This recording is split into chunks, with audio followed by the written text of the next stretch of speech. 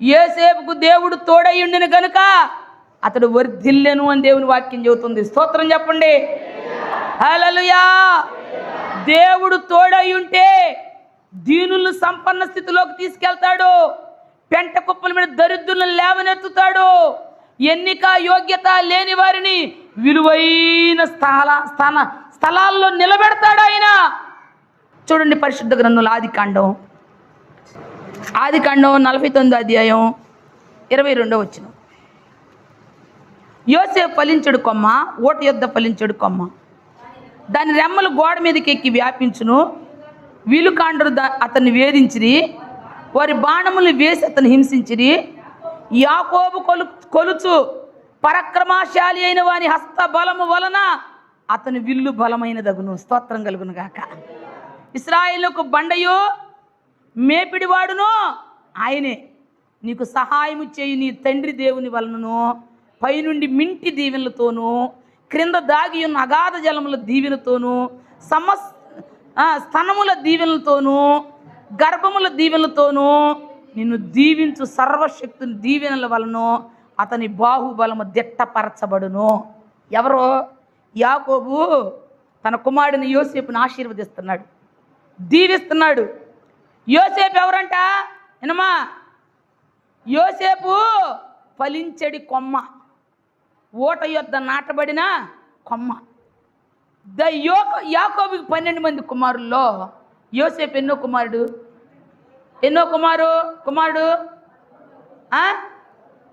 ఏది మొన్న Sunday school పిల్లల్లో చెప్పారు, వాడు ప్రశాంత్ ఎటుపోయాడు? ఇల్లడా చక్కగా చెప్పాడు. యోసేపు ఎన్నో కొడుకు అంటే 11వ కొడుకు. ఎన్నో కొడుకు అంట? 11 12? మీరు ఇందాక చెప్పారు రాంగ్ 12 అని. 11వ వాడు బెన్యామీను, 12వ వాడు యోసేపు, 11వ కుమారుడు. యోసేపు నానమ్మటే ఉంటాడు, నాన్నతోనే ఉంటాడు. నాన్న ఎప్పుడేం మాటలు చెప్పేవాడు? దేవుని గురించి చెప్పేవాడు, ఆయన ప్రత్యక్షతల గురించి. యాకోబు జీవితంలో, ఎండా వానల జీవితంలో దేవుడు ఆదరించిన దినాలు, దేవుడు ఆదుకున్న సమయాల గురించి యోసేపుతో చెప్పేవాడు. యోసేపు తండ్రితో ఉండి తల్లితో ఉండి చక్కని దైవభక్తిని కాపాడుకున్నాడు. దైవభక్తిని కాపాడుకొని దేవుని బిడ్డలారా 17 సంవత్సరాలు తండ్రి దగ్గర ఉన్నాడు. 17 సంవత్సరాలు టీనేజర్స్ టైంలో కలలు కంటున్నాడు. కలలు చేసి అన్నలేమో వ్యంగ్యం చేస్తున్నారు, ఎగతాళి చేస్తున్నారు.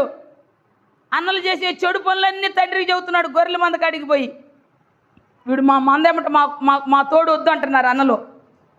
ఇంటికాడే ఉన్నాడు. రోజు వాళ్ళ అన్నలు మంద ఇంటికి రాలా, చాలా రోజులు అయింది. అన్నలు ఎలా ఉండారో భోజనం తీసుకొని పోయి వాళ్ళని కనుక్కొని రమ్మని పంపించాడు. దోతాన్లో ఉన్నాడని తెలుసుకొని యోసేపు దోతానికి వెళ్ళాడు. 17 సంవత్సరాల వయసు. అన్నలు రానే వచ్చాడని ఏం చేశాడు? వీలుకాండని ఏం చేశాడంట? వీలుకాండ అతన్ని వేధించిరి. ఎవరు వీళ్ళు? అన్నలు వేధించి గుంట్లో వేసి మిద్యాను వర్తకులకు అమ్ముకున్నారు.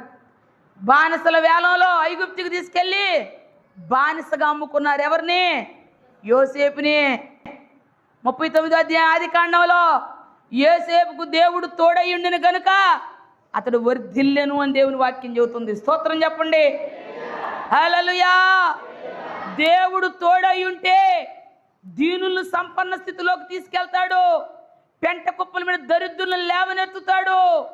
ఎన్నిక యోగ్యత లేని వారిని విలువైన స్థలాల్లో నిలబెడతాడు ఆయన. యోసేపు బానిసగా వెళ్ళాడు. ప్రిల్లరా, ఇదిగో పొత్తిఫరు కొనుక్కున్నాడు. ఆ ఇంట్లో వెట్టి చాకిరి చేస్తున్నాడంట. ఏం చేస్తున్నాడు? వెట్టి పనులు చేస్తున్నాడు. పశువుల దగ్గర పేడ చేస్తున్నాడు, గొర్రెల దొడ్డులు జిమ్ముతున్నాడు. ఏం చేస్తున్నాడు? వెట్టి పనులు చేస్తా కూడా యథార్థంగా బ్రతుకుతున్నాడు. యోసేపు పొత్తిఫరు ఇంటికి వెళ్ళిన కాడి నుంచి పొత్తిఫరు ఇంటిని ఆశీర్వదించాడు దేవుడు. స్తోత్రం చెప్పండి. యథార్థవంతులు ఎక్కడ అడుగు పెట్టిన అక్కడ ఆశీర్వాదమే. యథార్థవంతులు ఎక్కడ నిలబడ్డ అక్కడ దీవెనే. యోసేపు అక్కడ నిలబడ్డానా పొత్తిఫరు ఇల్లంతా ఆశీర్వదించబడింది. పొత్తిఫరు యోసేపుకి చెప్పాడు, నువ్వు బానిసగా ఉండొద్దు యోసేపు, ఇంటి పని వారు అందరి మీద అధికారిగా ఉండమని చెప్పాడు. అందరి జీతభత్యాలు నువ్వే ఇవ్వాలి. ఈ ఇంటి మీద అధికారి నువ్వే, పేరుకు నేనే, కానీ అందరూ చూసుకునే మంచి చెడులు మొత్తం నువ్వే అని చెప్పి పోతీఫరు ఇంటి మీద అధికారం యోసేపుకి ఇచ్చాడు. స్తోత్రం కలుగును గాక. యోసేపు నిండి యవ్వనంలోకి వచ్చాడు. చక్కని రూపం కలిగిన వాడు. వాళ్ళ తల్లి అయిన రాహేలు చాలా అందగత్తె. ఆమె స్వరూపంతో పుట్టాడంట, ఆమె పోలికలతో పుట్టాడంట యోసేపు. చాలా చక్కని వాడు. అయితే పోతీఫరు భార్యను దుష్టుడు శోధించి యోసేపును పాపానికి ప్రేరేపించింది. యోసేపును పాపానికి ప్రేరేపించడానికి రోజంట మాట్లాడుతుందంట ఆయనతోటి. ఏం చేస్తుందంట? ఆడవాళ్ళతో ఎక్కువ మాట్లాడబాకండి మగోళ్ళారా, ఓ మగోళ్ళారా, తరచుగా ఎక్కువగా మాట్లాడే స్త్రీలతో అధికంగా మాట్లాడద్దు ఫోనుల్లో కానీ. అయ్యా ఒళ్ళు తస్మాత్ జాగ్రత్త, గుంటలో పడ్డారంటే లేవటం కష్టం. అమ్మా మీకు కూడా దండం పెట్టి చెబుతున్నా నేను, జాగ్రత్తగా ఉండండి. అన్నే అనమాక, బాబాయ్ అనబాక. నీ తల్లికి పుట్టినోడు తప్ప నీకు అన్న ఇంకెవడు లేడంతే. స్తోత్రం చెప్పు గట్టిగా, నమ్మితే చెప్పు.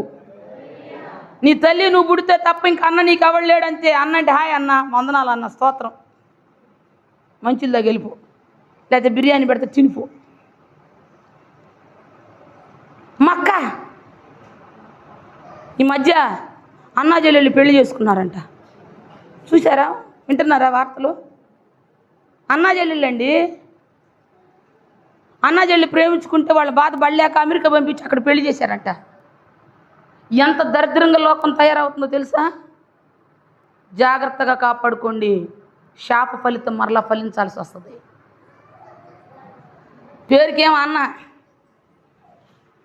ఈ అన్నకేమో ఆమె చెల్లెలో.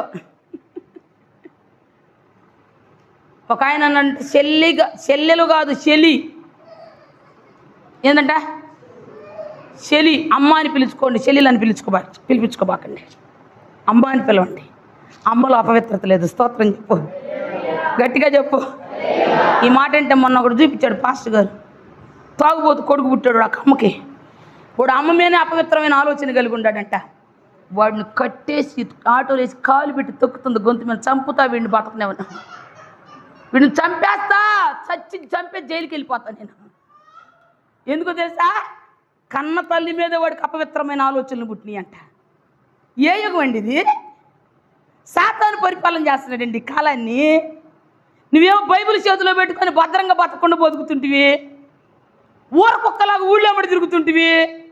నీకు భద్రత లేకపోతే, నువ్వు భద్రంగా కాపాడకపోతే నీ కుటుంబాన్ని ఎవరు కాపాడతారు? నీ తరాన్ని ఎవరు కాపాడతాడు? నీ ఫలం ఏంటి? ఏం ఫలం ఇస్తావు నీ పిల్లలకి? ఏం ఫలం ఇస్తావు నీ తరానికి? ఒకసారి గుండె మీద చేసుకుని నువ్వెవరో ఒకసారి ఆలోచించుకో. ఒక్కడేనండి యోసేపు ఐగుప్తులో.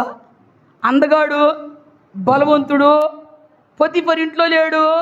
యోసేపు ఆమెతో అపవిత్రంగా మాట్లాడలామంటుంది. యోసేపు బాగున్నావా? భోజనం చేసావా? కూల్ డ్రింక్ తాగుతావా? అవసరమా నీకు? నీకు అవసరమా? ఏం వాళ్ళ ఆయన వచ్చినప్పుడు ఇవ్వచ్చుగా. పద్దాకులు పోరో ఇంట్లో పనిచేసి వచ్చాడుగా. ఆ పని చేసినోడు చల్లగా మజ్జిగో మంచినీళ్ళు ఇవ్వచ్చుగా, లేదా కచ్చి మంచి కాఫీ ఇవ్వచ్చుగా. ఈ యోసేపుకి ఇవ్వాల్సిన అవసరం ఏంటంటావు? పైనోడే కదా, యజమానే కదా. యజమానిగా చూసుకోవాలి, పైనోడిగా చూసుకోవాలిగా.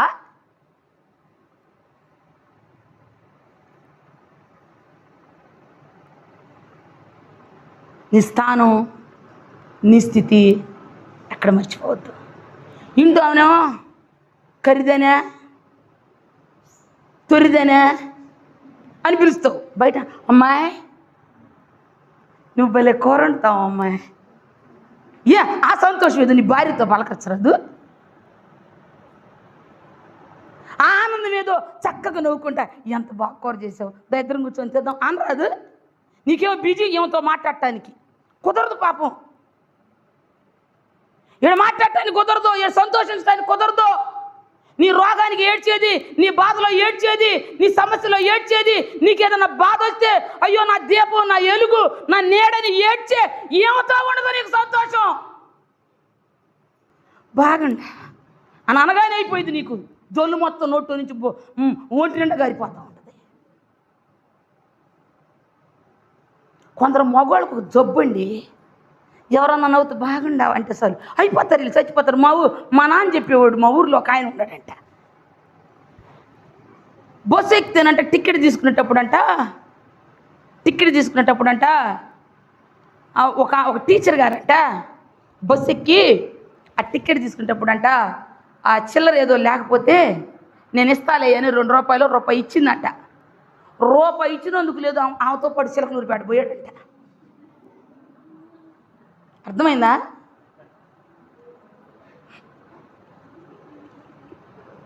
హలో, అర్థమైందా? రూపాయి చిల్లర లేదంటే పాపం కండక్టర్గా దించుతాడు, ఏమన్నా జాలిపడి ₹1 ఇచ్చిందంట. ఆమె ఛార్జీకి టికెట్లో తక్కువైతే ₹1 ఇచ్చిందని చిలకలూరిపేట పోయాడంట. చిలకలూరిపేట కళామందిర సెంటర్లో ఆమె దిగితే ఆడ దిగాడంట. ఆమెదంటే ఏంది ఇక్కడ ఆమె వెళ్తుంటే వెనకిడిది పోతున్నాడంట. ఆమె నుంచొని ఏంది అమ్మకి వస్తున్నావు అందంట. నువ్వు ఆడికి వెళ్తే ఆడికి వస్తానంట. చెప్పు దిగిందా కొడతానందంట. ₹1 ఇచ్చిన ఆమె చెప్పిడి చొక్క దెబ్బ కొడితే మళ్ళీ వెనక్కి తిరిగి వచ్చాడంట. మీరు అట్టంటే బాగుండు, స్తోత్రం కలుగును కాక. మీరు అట్టంటే వీళ్ళు పోగారు. మీరు అట్ట అనకుండా జాంకాయ ఏంటి ఇష్టమా, అరటికాయ ఏంటి ఇష్టమా, యాప్రికాయ ఏంటి ఇష్టం అన్నారనుకో ఏమైపోతారు? పతనమైపోతారు. జాగ్రత్త. పాపం చేసేవాళ్ళకంటే చేపించేవాళ్ళకి 2 అంతలు తీర్పు ఉంది. జాగ్రత్త. పాపంతో రాజీ పడబాకండి.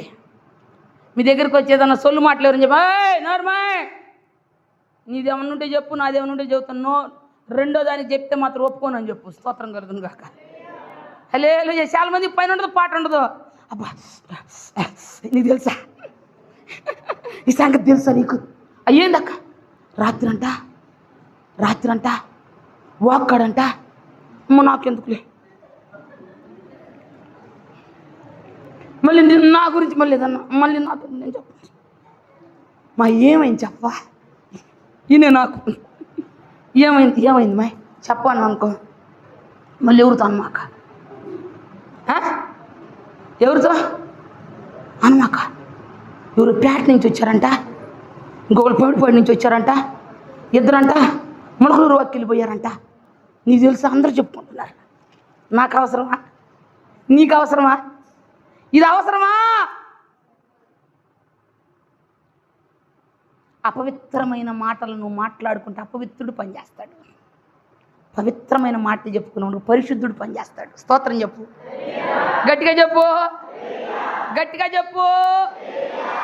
యోసేపు హృదయం అంతా ఎవరితో ఉంది? ఒంటరిగా ఉన్న దేవునితో ఉంది. వస్త్రం పట్టుకున్నట్టు విడిచిపెట్టి పరిగెత్తాడంట. పరిగెత్తే పాపంలో దించేది వీళ్ళే. ఎవరిళ్ళు? పొతీఫర్ భార్య పిలిచిందామే, ఇంట్లో ఎవరు లేకుండా చేసిందామే, వస్త్రం పట్టుకుందామే. పారిపోయినందుకని చెప్పి వస్త్రం పెట్టి వదిలిపెట్టి బలత్కారం చేయబోతే నేను గుంజుకుంటూ వస్త్రం వదిలిపెట్టిపోయాడని చెప్పింది. దొరికితేనేమో దొంగ, దొరకపోతేనేమో దొర. నువ్వు కనపడపోతే 24 గంటలు ఫోన్ చేసిద్ది. నువ్వు దొరికావనుకో, నువ్వు ఆమె ఏడన్నా దొరికనుకో, ఆ దరిద్రపోడు ఎప్పటి నుంచో నా ఎమ్మడ పడుతున్నాడని చెప్పింది.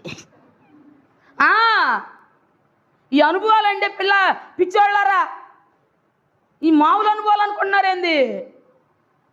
దొరకనన్నాళ్ళు ఓళ్ళ మీద బళ్ళ మీద యాడ చూసినా వీళ్ళే. దొరికిన తర్వాత అంటే ఆ పిశాచోడు నా ఎనికిడిది పడి నన్ను మామూలు ఇబ్బంది పెట్టలేదని చెప్పింది. ఎవరో? పొతీఫర్ భార్య. కడవంత గుమ్మడికాయ కూడా కత్తిపెట్టక టపక్కని తెగిపోయింది. అందుకే జాగ్రత్త. ఏంటి? చెవులు జాగ్రత్త. చెవులంటే సెల్ ఫోన్లు జాగ్రత్త.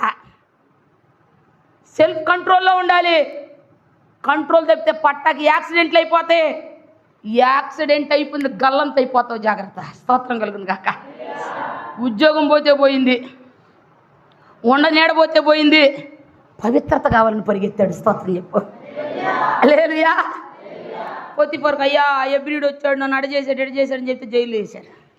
జైల్లో పోయాడు. జైల్లో కూడా ఇబ్బందులు వచ్చినాయి. ఆయన జైల్లో నాయకుడిగా ఉన్నాడు. చివరిఘట్టం ఫరో దగ్గరికి వెళ్ళాడు. స్తోత్రం కలుగును గాక. ఫరో కళ తెప్పించి కలవరం పుట్టించి,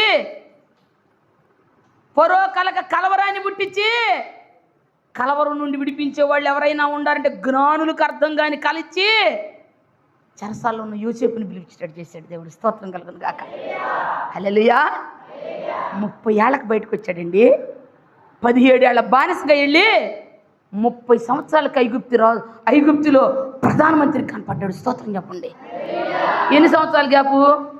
ఈ యొక్క 3 అయ్యొక 10 ఎన్ని 13 సంవత్సరాలు. 13 సంవత్సరాల జీవితంలో ఎన్ని ఆటుపోట్లు, ఎన్ని శోధనలు, ఎన్ని ఇబ్బందులు. కానీ తల వంచల ఎక్కడికి. స్తోత్రం చెప్పు. వంచల కుడికి ఎడకం చూడలా, దేవుని వైపే చూశాడు. దేవుని భయంతో బ్రతికాడు. పరిశుద్ధతను కాపాడుకున్నాడు, పవిత్రతను కాపాడుకున్నాడు. ఒంటరిగా ఉన్నా నీ పరిశుద్ధత మీద నీ మనసు ఉండాలి. స్తోత్రం కలుగును గాక. ఈ లోకం పాపలోకం అయ్యా అమ్మా, ఇది పాపలోకం.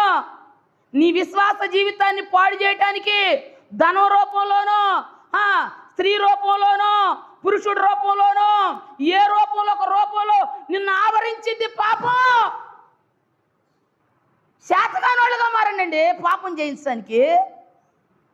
శాతది నాకు అన్ని చేస్తాను, ఏమైనా చేస్తాను, నాకు అడిది తిప్పుతాడు, ఇడి అడి తిప్పుతాను అన్నావు అనుకో, తిప్పుతాడు ఒక రోజు నిన్ను. ఎక్కడ తిప్పుతాడు? గానుగులో ద్రాక్షరసాన్ని త్రొక్కినట్టుగానట తన కవిధేయులైన వారిని త్రొక్కే రోజు ఒక రోజు ఉంది. దానికోసం భయపడ్డాడండి యోసేపు. దానికోసం భద్రతను కాపాడుకున్నాడు. అందుకే దీనుడు పెంట కుప్పల మీద జీవితాన్ని సింహాసనం మీద కూర్చోబెట్టాడు. స్తోత్రం కలుగును కాక. తరింకొట్టిన అన్నలకు అన్నం పెట్టేవాడుగా మారాడండి. ఐగుప్తి కరువు తీర్చేవాడుగా మారాడు. తన ప్రజల ఆకలి దప్పులు తీర్చేవాడిగా యోసేపుని హెచ్చించాడు దేవుడు. కారణం ఏంటంటారు? ఏంటి? పరిశుద్ధత. పరిశుద్ధత.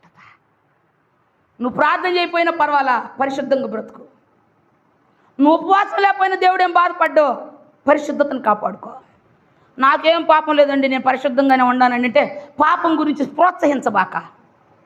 పాపం చేసే వాళ్ళకి అవునంట వాళ్ళకి సోటి ఇవ్వబాక, వాళ్ళకి స్థలం ఇవ్వబాక, ఫోన్లు కలపగాక.